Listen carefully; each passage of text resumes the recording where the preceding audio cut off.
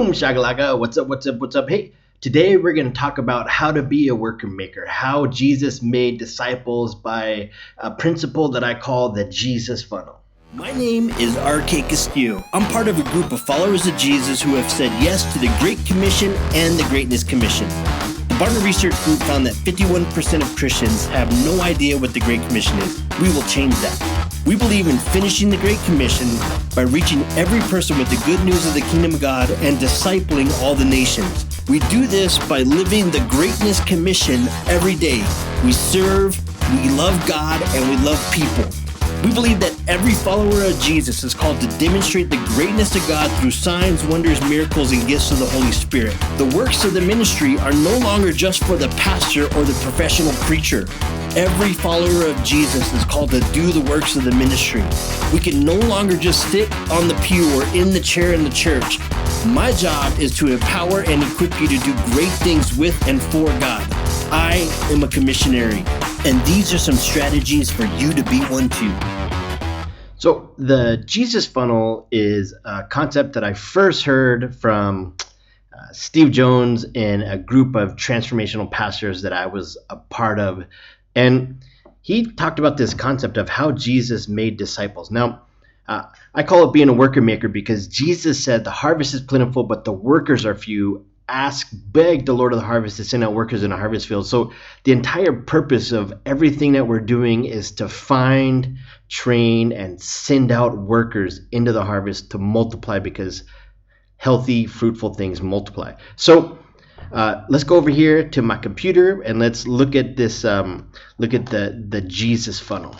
The Jesus funnel starts off here at the top, and if you see, it's the biggest part of the funnel. Now, Jesus would start off by meeting needs. He would heal the sick, he would cast out demons, he would raise the dead, he would take a boy's sack lunch and multiply it. And whenever he met needs, the immediate thing that happened is a crowd gathered. And, he multiplied food and they would only count men. So it could have been 10,000 people, right? But it says 5,000 people were fed when he multiplied the kids' sack lunch, right? Now, whenever he felt needs, a crowd gathered. Now, once a crowd gathered, then they would preach the gospel to the crowds, right? Then you preach, but not every single person is going to believe. Once some believed, they would become disciples. Then they would begin to teach the disciples to obey, right? Jesus says, if you love me, you will obey my commands. He says, you disciple people by teaching them to obey everything I commanded you. It was an obedience-based discipleship where they said, now that you're following Jesus, this is the way we're going to live. Now, once he taught, some committed. Not all committed to the things he was calling them to do. Some did. The ones that did commit, they were trained. Now, training is different than teaching, because training is in the trenches. It's watching you every day. It's sending you out, watching you, giving feedback, accountability. Like one time Jesus came up to a group of disciples and they were trying to cast out a demon and they were failing, and said, how come we couldn't do this? And he said, this one only comes out with prayer and fasting. So it was like they were failing, they were getting feedback. So training doesn't happen in the classroom. Training happens as you go out and you begin to do the things that Jesus is calling you to do. Now, when he trained, most of the ones he trained were faithful. Now, not all, because even Jesus' 12, there was a Judas Iscariot in the mix, who wasn't faithful. Once they were faithful, Jesus sent them. And then, if you see, they began to meet the needs of the community and gather crowds and preach the gospel and teach and train and send. And so it was about multiplication. But, about 100 years ago, there was this divide in the church where one group said, we're going to meet needs in the community and gather crowds, and this other people said, that's just a social gospel. You're not actually preaching the gospel. You're out there just meeting needs, but you're never preaching. And so there was this big divide where one group said, we're going to meet needs of the community. And they became things like saving the whales and saving the spotted owl, I don't know, and making sure dolphins aren't caught in tuna nets or something, where it's like physical or felt needs in the community are being met. And so they separated themselves and said, we're just going to preach the gospel. And where we're going to do this, we're going to do this in the church. So instead of preaching to crowds in the community, they said, oh, you need to come to church to hear the gospel. And so they expect people to come inside the building. And again, you preach, some believe, right? And then you start to teach them. But the thing, unfortunately, that is happening nowadays is the thing that we're asking people to be committed to is to come and sit in the church and to tithe and be a faithful member. We're not asking them to commit to being trained. It's much easier to catch fish than it is to clean fish, right? This happens in a training where you're in the trenches day to day, meeting felt needs. You're sending them out and you're giving them feedback, saying you could have done this differently, you could have done that differently. You're actually training them, giving them feedback. So there's been this big divide between the people that are out there just in the community meeting needs and gathering crowds, going after agendas, social agendas, and those in the church saying, now we're going to preach and teach, but we're not training and sending. And if you look here on the left hand side, this is like your filter. This is your feedback of what you might need to be doing. So if you ask yourself, is my group, my church, my discipleship group, am I meeting needs out in the community?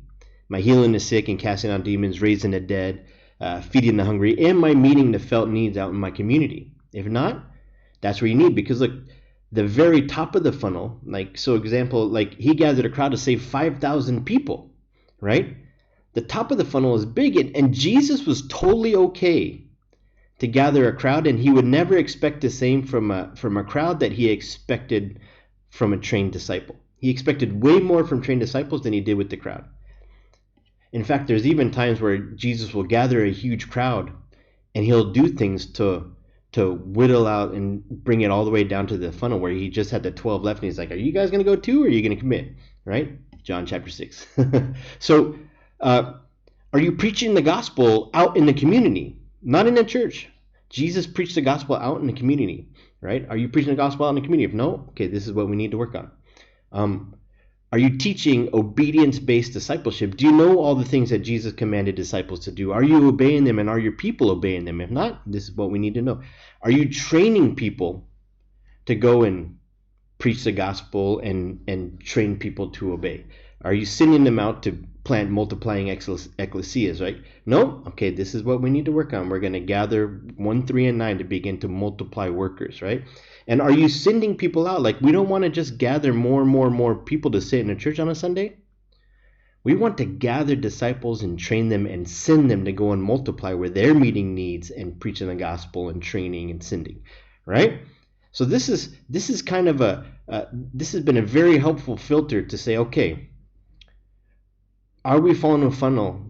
Are we serving the masses, not expecting much from them? They just gather because they're going to get fed or they're going to get healed or whatever. No understanding. This is what we call to do, but then we need to preach the gospel, teach, train, and send, right? So someone asked, how do you get from being a wanderer to becoming a worker? How do you go from being a lost to becoming a leader? So in the worker maker community, we have a number of workshops and trainings that will help you if you don't know how you're going to go from lost to being sent. So first off, if you don't even know where you're supposed to go, we have the Purpose Discovery Challenge, the Purpose Discovery process that will just help you figure out where you need to go to start doing the Jesus funnel, right? Now, if you're not sure how to meet needs, we have a training on how to hear God's voice, get words of knowledge. We have a training on how to supernaturally heal the sick, and coming down the pipeline is how to cast out demons and do that kind of thing. If your people don't know how to preach the gospel, we have the story evangelism training.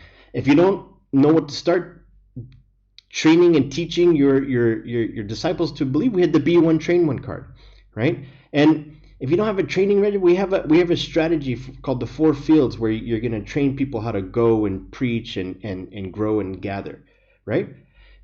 This is the thing that we're sending people out to do.